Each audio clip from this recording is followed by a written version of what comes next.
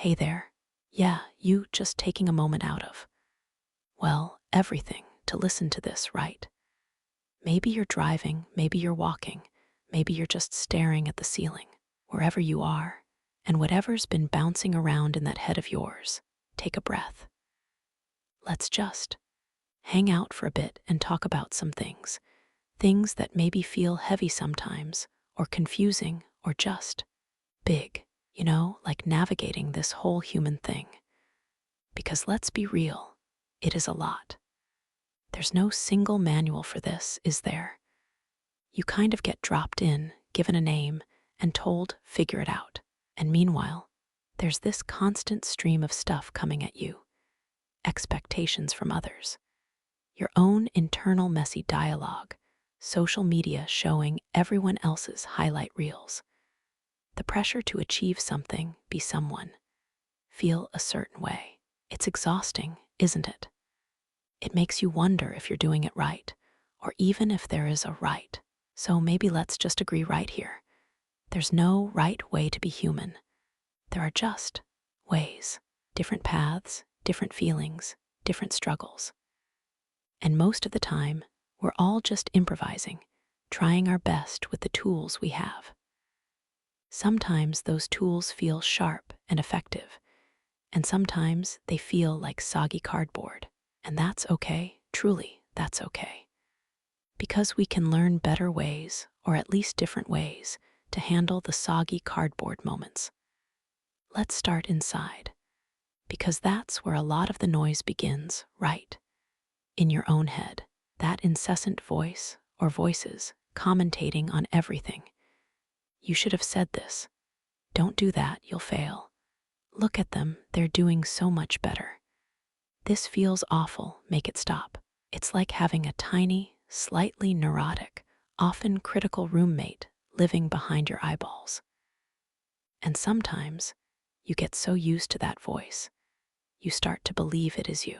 But here's a fundamental thought, a philosophical cornerstone that pops up in so many different wisdom traditions, East and West. You are not your thoughts. It sounds simple, maybe even cliché, but really stop and consider it. Think of your thoughts like clouds passing through the sky of your mind. You can see them.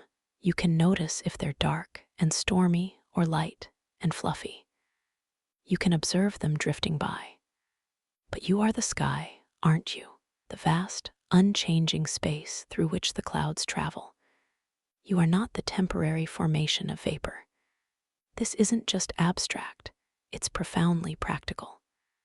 When you realize you are not your thoughts, you gain power. You don't have to automatically believe everything that tiny roommate says.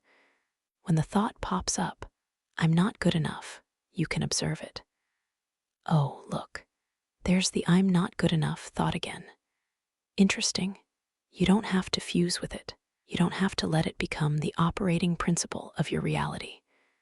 It's just a thought, a neurological event. Think about it. Your brain is a magnificent, complex organ. It's constantly processing information, predicting things, trying to keep you safe based on past experiences. Sometimes, its predictions and interpretations are spot on. Sometimes, they're wildly inaccurate, based on old fears or faulty assumptions it made way back when. And your thoughts are often just the output of this complex, imperfect system running in the background. They are suggestions, analyses, echoes, not absolute truths etched in stone. The practice then becomes awareness.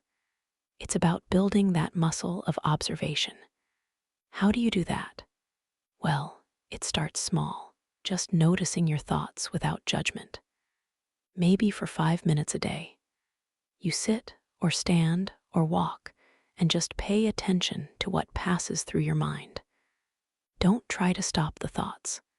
That's like trying to stop the tide. It's exhausting and futile. Just watch them. See what topics they jump between. Notice the feelings that come with certain thoughts. Is there a pattern? Is that tiny roommate always complaining about the same few things? This is essentially the core of mindfulness, right? Being present, paying attention on purpose, without judgment.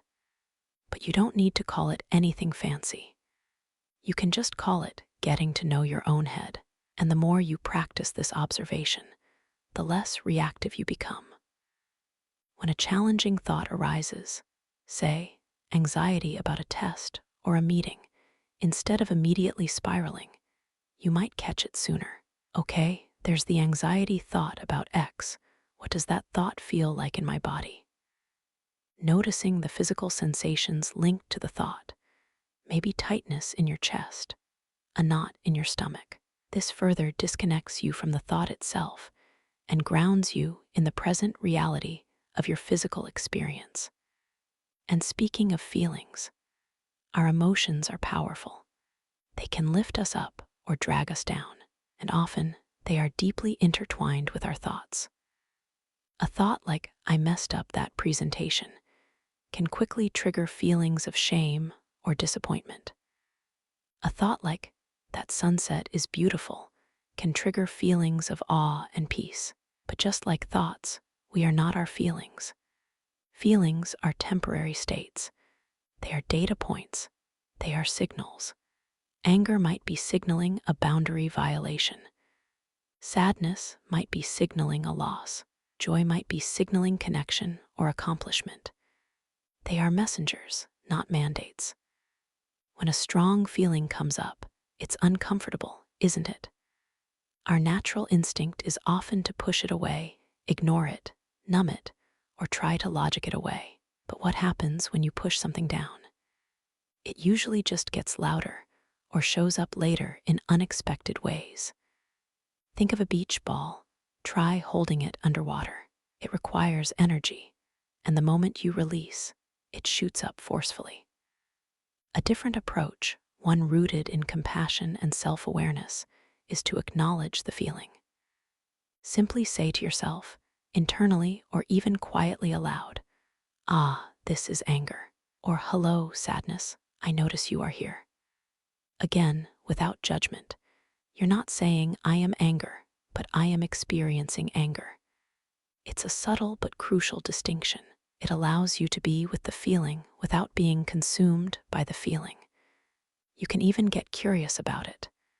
Where do you feel it in your body? What color might it be if it had a color? What does it want you to know? What was happening just before you noticed it? This gentle inquiry can help you understand the feeling, process it, and learn from it. It's like holding a distressed friend's hand. You're present with them, offering comfort, but you don't take on their distress as your own identity. This mindful awareness of thoughts and feelings is a foundational tool. Why is it so important? Because so much of what happens in our lives is processed through the lens of our internal state. How we interpret an event, how we react to a person, how we face a challenge, it's all influenced by the symphony or cacophony of our inner world. By becoming more aware of this inner world, we gain agency. We move from being a passive recipient of our thoughts and feelings to becoming an active participant in how we respond to them. We build resilience. Okay, so that's the inner stuff, noticing thoughts, acknowledging feelings. It's a lifelong practice, not a one-time fix. And it takes patience with yourself. You'll forget to do it. You'll get swept away by emotions sometimes. The tiny roommate will still talk. That's okay. The point isn't perfection. It's progress and persistent, gentle effort. Now, let's zoom out a little and think about how this inner state impacts our relationship with, well, everything else, including other people, our relationships, whether with family, friends, partners, colleagues, or even strangers, are incredibly influential on our well-being. And they are also, let's be honest, often incredibly complicated. A core principle in navigating relationships effectively comes back to that inner awareness. Understanding ourselves helps us understand others. and also helps us manage our responses to others. When someone says something that triggers you, that makes you feel defensive or hurt, your first reaction might be external, to lash out, withdraw, or blame. But with inner awareness, you can pause. You can notice, okay, that comment just hit a nerve. I'm feeling defensive. You can identify the feeling and maybe even the underlying thought or fear, e.g., they think I'm incompetent based on a past insecurity. This pause, this moment of internal checking, gives you a choice. Instead of reacting purely from emotion or unchecked thought, you can choose how to respond. You can take a breath. You can ask for clarification. You can express your feeling calmly. When you said X, I felt Y. Or you might decide that responding in the moment isn't the best approach and choose to revisit it later. Or even let it go if it's minor. This is responsive living rather than reactive living. Another huge factor in relationships, and something we often struggle with, is expectations. We carry a suitcase full of expectations into every interaction. We expect people to behave a certain way, to understand us implicitly, to fulfill certain needs. And when they don't meet those expectations, because, surprise, they are separate human beings with their own internal worlds, motivations, and messy thoughts, we often feel disappointed, hurt, or resentful. Part of navigating this involves clarifying expectations. Sometimes we haven't even articulated what we need or expect, either to the other person or even to ourselves. Learning to communicate your needs and boundaries clearly, respectfully, and directly is a superpower. It doesn't guarantee you'll get what you want, but it drastically increases the chances and reduces misunderstandings. It honors your own reality and gives the other person the opportunity to meet you there, or at least to understand why they can't. And boundaries. This is a massive one. Healthy boundaries are essential for healthy relationships and healthy self-esteem. They aren't about building walls to keep everyone out. They're about defining what's okay and what's not okay for you in your interactions. They are about protecting your energy, your time, your emotional space. Setting a boundary might sound like, I can't take on that extra task right now, or I need some alone time this weekend, or it's not okay for you to talk to me that way. Setting boundaries can feel uncomfortable, especially if you're not used to it, or if you worry about disappointing others or being perceived as selfish. But remember, saying yes to others when you mean no is often saying no to yourself, and that erodes your self-worth over time.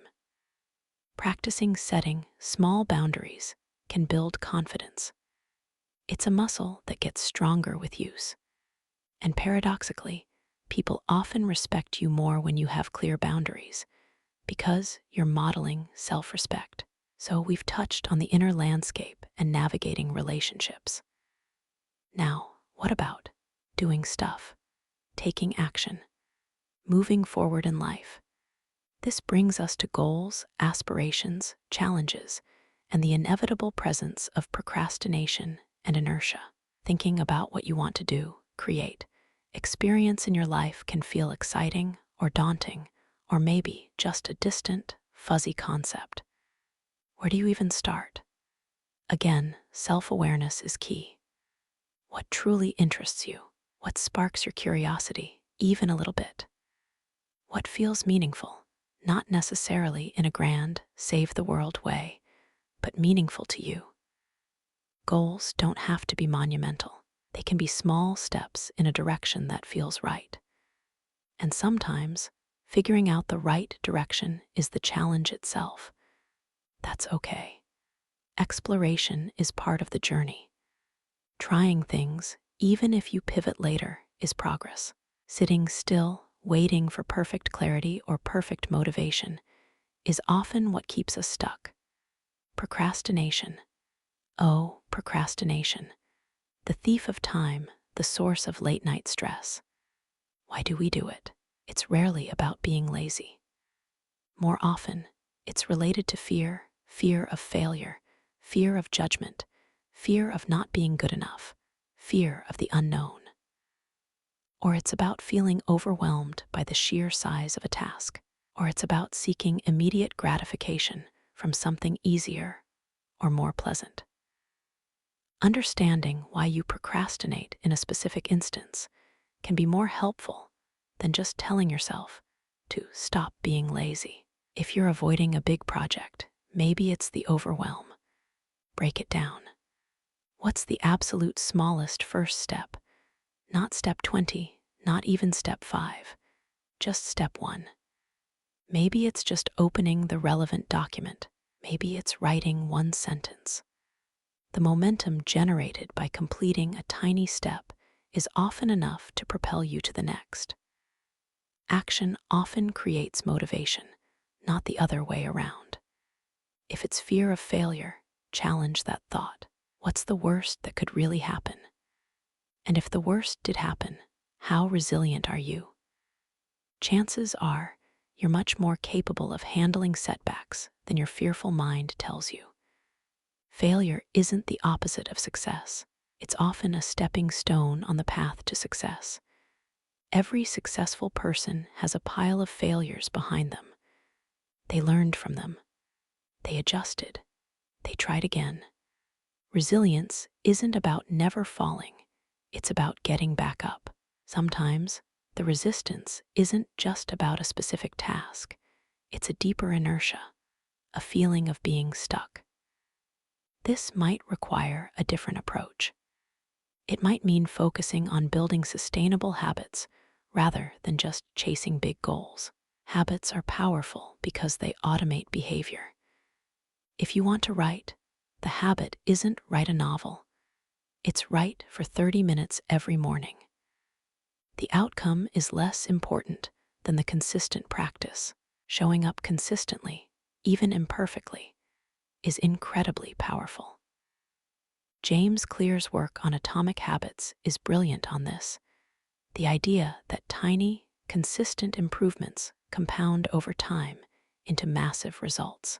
Speaking of external things, the world is messy, uncertain, and constantly changing. Global events, personal upheavals, unexpected challenges. Life throws curveballs. How do we navigate this inherent uncertainty? The Stoics, an ancient school of philosophy, had some really profound insights on this, which are still incredibly relevant today. A core Stoic principle is focusing only on what you can control and accepting what you cannot. What can you control? Your thoughts or your responses to them, your judgments, your intentions, your actions, your efforts. What can't you control? The weather, other people's opinions of you, global markets, traffic, unexpected illnesses, the past. Trying to control the uncontrollable is a guaranteed path to frustration and suffering. Accepting what you cannot control is not resignation, it's liberation. It frees up energy that you would otherwise spend fighting against reality. It allows you to focus your efforts on the sphere of your influence. If a flight is canceled, you can't control the cancellation. What can you control? Your reaction. You can choose to yell at the airline staff futile, or you can choose to calmly explore alternative options, find a comfortable place to wait, or call a friend. The external circumstance is the same, but your internal experience and your next steps are entirely determined by your response, which is within your control. This requires mental discipline, absolutely. Our minds love to worry about things we can't control. It feels productive somehow, like if we worry enough, we might magically influence the outcome. But worry is like a rocking chair. It gives you something to do, but it gets you nowhere. So, how to practice this? Pay attention to where your mental energy is going. Are you dwelling on things that are outside your sphere of influence? Can you consciously redirect your attention to what is within your control in this situation? It takes practice. And again, self-compassion is key. It's okay to feel frustrated or worried about things you can't control. Acknowledge the feeling, okay, feeling worried about the presentation I can't control because the speaker might cancel. And then gently bring your focus back to your area of influence. What can I do? I can prepare my notes thoroughly. I can practice my delivery. I can have a backup plan ready if they cancel, but I won't dwell on the possibility. This practice of focusing on your response and accepting external circumstances as they are is powerful. It builds inner robustness. It means your sense of peace and well-being is less dependent on chaotic external factors and more dependent on your own cultivated inner landscape. Now, zooming back out even further, why are we doing all of this? All this self-reflection, working on habits, trying to navigate life effectively. What's the point? This touches upon the big, sometimes overwhelming, concept of meaning and purpose. For some people, purpose is a grand, singular mission. For others, it's found in smaller, daily acts. There's no one definition. And honestly, trying to find the one purpose for your entire life can feel like trying to find a needle in an infinite haystack. Perhaps a more accessible way to think about it is not finding a predefined purpose, but creating meaning. Meaning isn't usually stumbled upon fully formed. It's woven from our experiences, our values, our connections, and the things we choose to engage with deeply.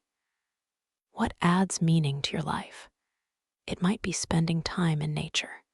It might be helping others. It might be creating something: art, music, writing, coding, building. It might be deep relationships with people you care about. It might be learning and understanding complex ideas. It might be facing a personal challenge and growing through it. It might simply be appreciating the simple joys of life: a good cup of coffee, a laugh with a friend, the feeling of sunshine on your skin. Meaning often shows up at the intersection of what you're good at, or could become good at, what you enjoy, and what feels like it contributes, even in a small way, to something beyond just yourself. You don't need to have it all figured out. You can explore, try new things, pay attention to what makes you feel engaged, energized, and fulfilled. Follow your curiosity. Curiosity is a gentle compass pointing towards potential sources of meaning. Don't wait for purpose to strike you like lightning. Start living purposefully in small ways today. Decide to bring your full attention to a conversation. Choose to be kind. Spend an hour doing something you genuinely love, just for the sake of it. Volunteer for a cause you care about. Read a book that challenges your thinking. These are all acts of meaning-making, and as you weave enough of these threads together, a pattern starts to emerge. A sense of a life being lived on purpose, even if that purpose can't be condensed into a single elevator pitch. A crucial component of creating meaning and simply living well is continuous learning and growth. The moment we stop learning, we stop growing. And growth isn't about becoming someone you're not. It's about unfolding into more of who you authentically are and becoming more capable of navigating the world. Learning isn't just about formal education. It's about being open to new ideas, seeking out different perspectives, being willing to challenge your own assumptions. It's about observing the world around you with a curious mind. It's about learning from your mistakes. And remember, failures are just lessons in disguise. Stepping outside your comfort zone is often where significant growth happens. Our comfort zone is cozy, familiar, and safe, but it's also limiting. It's where fear whispers reasons to stay put. Growth happens when you push gently against those edges, taking on a new project at work that feels slightly beyond your current skill level. Starting a conversation with someone you don't know. Trying a new hobby that feels a bit intimidating. Traveling somewhere unfamiliar. These experiences stretch you. They build confidence because you discover you're capable of more than you thought. They teach you about yourself and the world. They expand your perspective. It doesn't have to be terrifying leaps. Small, consistent steps outside the familiar path add up over time. The discomfort is temporary. The growth is lasting. Let's talk about time. We all have the same 24 hours in a day, yet some people seem to accomplish wonders, while others feel perpetually overwhelmed and behind. Time is our most precious, non-renewable resource. And how we manage it, or perhaps more accurately, how we manage ourselves within the context of time, is key to living a life aligned with our values and priorities. Instead of time management, maybe think about attention management or energy management. Where is your attention going? Is it constantly fragmented by notifications, social media, and jumping between tasks? Multitasking is often a myth. What we're usually doing is rapidly context switching, which is inefficient and mentally taxing. Focused, single-tasking attention is where deep work and creative breakthroughs often happen. Also, be mindful of where your energy is highest. Are you a morning person or a night owl? Schedule your most demanding or creative tasks for the time of day when you have the most focus and energy. Use your lower energy times for routine tasks, email, or administrative work. Prioritization is brutal but necessary. We have endless possibilities for how to spend our time, but finite time itself. Saying yes to one thing means saying no to another. Learning to identify your true priorities, the things that genuinely matter to you, that align with your values or goals, makes the no a lot easier. It's not saying no to a potential activity. It's saying yes to your priorities. And be realistic. Overestimating what you can accomplish in a given time period leads to feeling like you're constantly failing. Break down large tasks into smaller, manageable chunks. Give yourself buffer time. And crucially, schedule in time for rest, recovery, and activities that refuel you. We are not machines. We need downtime to function effectively. Burnout is real and counterproductive. Downtime isn't a luxury, it's a necessity. Speaking of needing downtime, let's touch upon well-being in a more holistic sense. Our physical health is deeply connected to our mental and emotional health. You can't optimize your internal state if your physical foundation is shaky. The basics are basics for a reason. They are fundamental. Sleep. Aim for consistent, quality sleep. It's when your brain processes information, consolidates memories, and clears out waste products. Lack of sleep impairs cognitive function, emotional regulation, and physical health. It's not a badge of honor to function on minimal sleep. It's detrimental. Movement. Our bodies are designed to move. Find ways to incorporate physical activity you genuinely enjoy. It doesn't have to be hitting the gym for hours.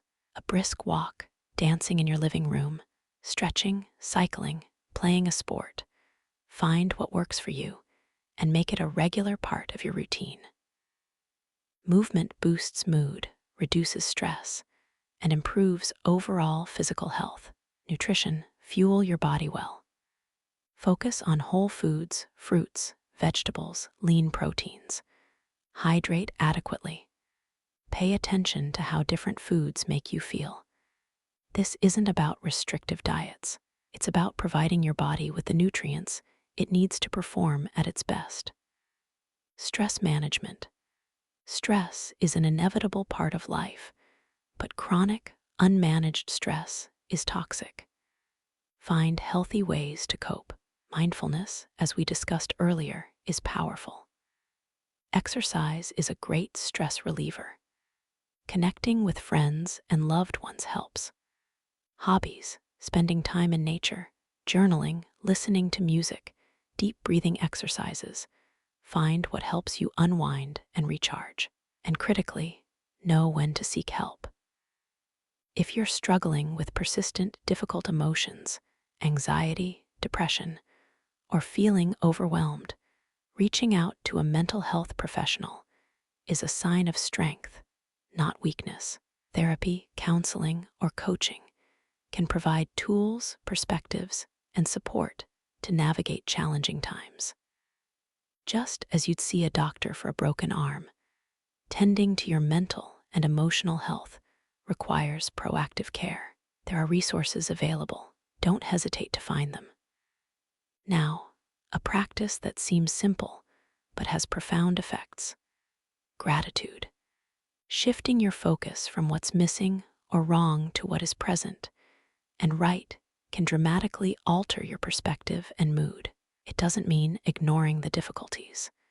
It means acknowledging the good alongside the bad.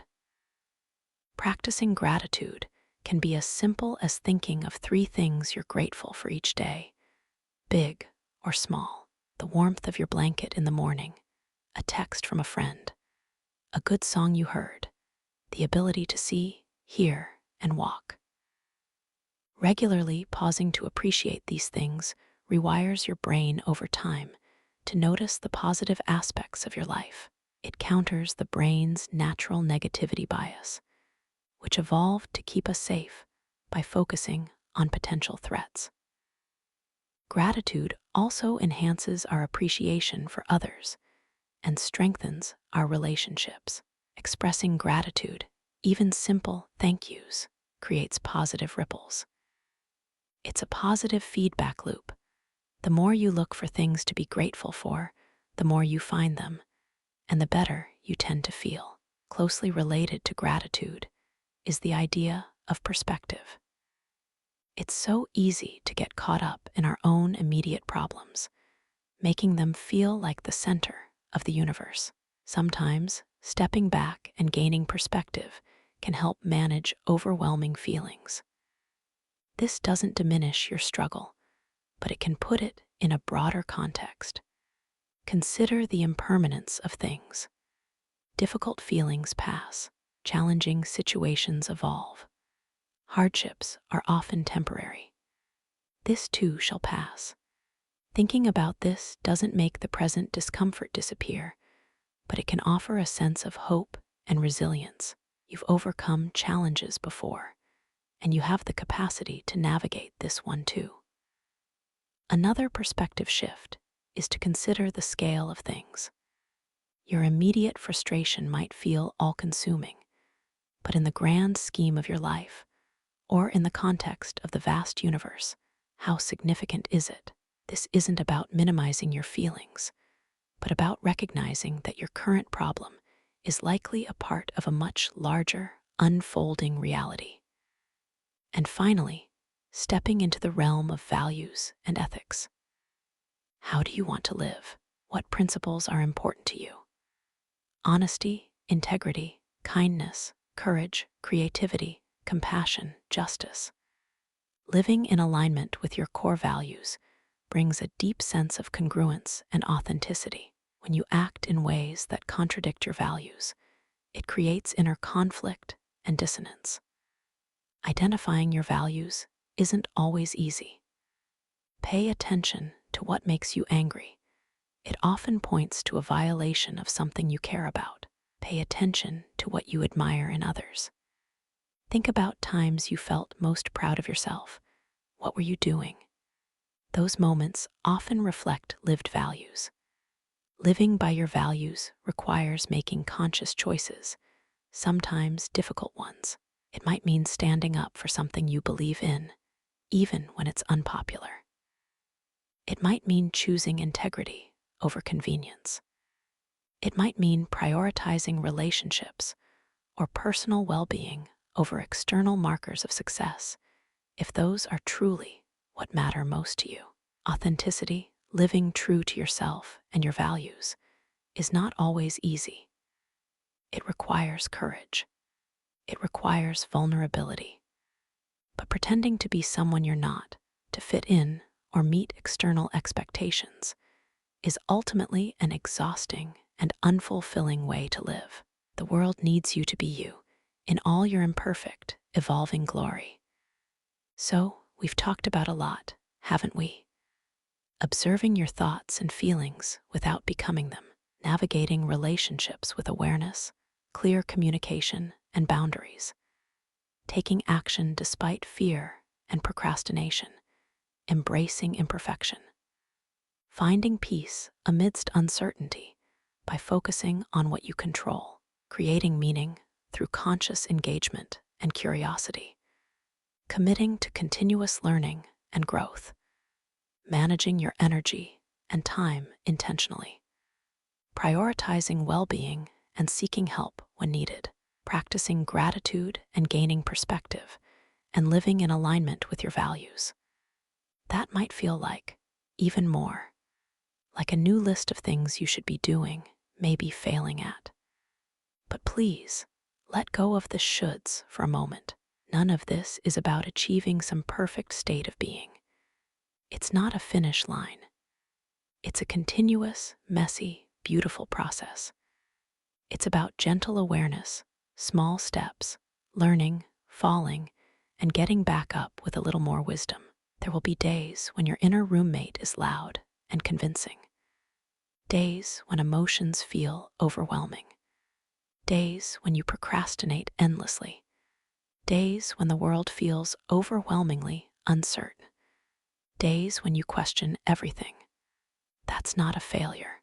That's part of being human. The invitation here is simply to bring a little more awareness, a little more intentionality, and a lot more compassion to your own journey, to approach yourself with the kindness you would offer a friend who is struggling, to recognize that growth isn't linear. There are ups and downs, periods of clarity and periods of confusion. The small practices, consistently applied the moment of noticing a thought, the conscious choice to breathe, the tiny step of action, the acknowledging of a feeling, the quiet thought of gratitude. These are the things that accumulate. They build resilience, deepen self-understanding, and create a more grounded, meaningful experience of life, not just for you, but in how you interact with the world around you. So, take another breath. Feel the ground beneath you or the chair supporting you. Notice the sounds around you. Just be here in this moment for a second. This moment, this breath, is your anchor. You can always return to it. You are not the sum of your fears, your mistakes, or your external circumstances. You are the awareness that notices them. You are the capacity to choose your response. You are the resilient spirit that keeps seeking, learning, and growing. You are worthy of patience, understanding, and compassion, especially from yourself. The path of self-improvement, of living a thoughtful and engaged life, isn't about becoming perfect. It's about becoming more fully and authentically you, day by day, in the midst of life's beautiful, messy, unpredictable journey. And you are already doing it simply by listening, by considering these ideas, by navigating whatever you're facing right now. Keep going, be kind to yourself, and know that you are not alone in this grand, complicated adventure of being human.